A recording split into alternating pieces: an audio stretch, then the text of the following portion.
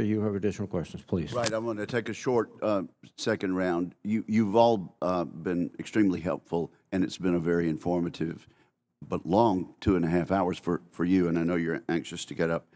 In terms, Mr. Zackheim, in terms of our stake as American families in the Ukraine conflict,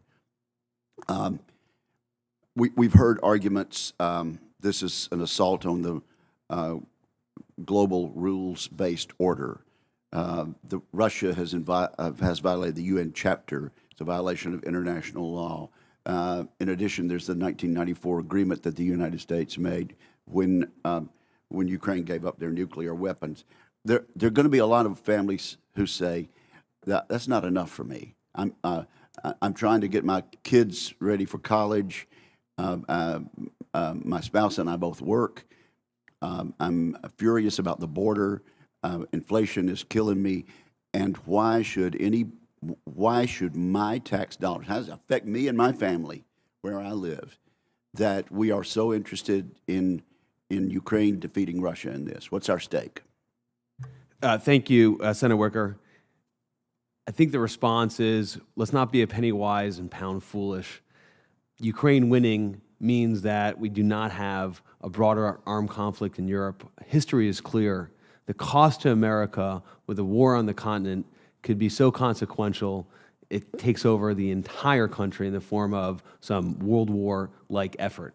That's the difference, in my judgment, between allowing Vladimir Putin and his revanchist ambitions to have whatever they want in Europe versus not putting a single U.S. boot on the ground, investing in the Ukrainians along with our allies to allow them to do essentially our work for us, that is to defeat an adversary.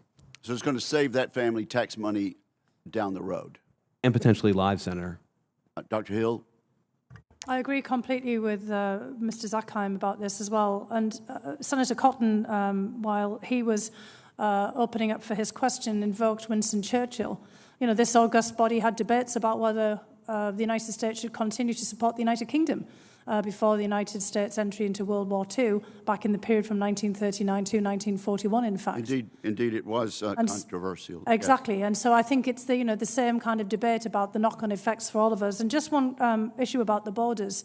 The kinds of attacks that Russia has made on another country and its borders lead to more refugees and migrants. We've seen that. In fact, we do have Russians, Ukrainians, and others coming over the southern border who've taken roundabout routes to get here. We are now going to face, on a global scale, more of these kinds of violations. We've got a massive refugee and migration problem across the entire globe. Climate change is going to exacerbate this. We're going to be dealing with problems on the border from here on. I have to hurry. Yep. Mr. Zackheim, you make a point that one of the worst wastes of money being pound foolish is a CR, a continuing resolution. Would you explain why that is? Yeah, thank you, and thank you for giving me a chance because I didn't get to your reform question earlier. This Congress thinks all about how you deal with waste and inefficiency in the Department of Defense enterprise of $800 billion with the Congress year over year. I know this is not the choice of this committee, but going on a CR, not allowing the budget that the Department of Defense has requested to be executed and forcing them, boxing them into previous year's requests, raises an efficiency where you're spending money, authorizing appropriated funds on things that the Congress doesn't want them to spend on, the Department of Defense doesn't want them to spend on, all because of this larger context that has happened for decades, year over year. The exception is when we don't have a CR, and it translates into tens of billions of dollars annually of inefficient spending of taxpayer money, sir. And one other thing. It seems to me the Russian offensive of this late winter has bogged down and is not likely to succeed any further. Would you comment on that? I think that's still a question. It certainly hasn't proceeded at the pace that Vladimir Putin would have liked. But as Dr. Hill and others pointed out, Putin keeps on putting people, personnel, and capability forward.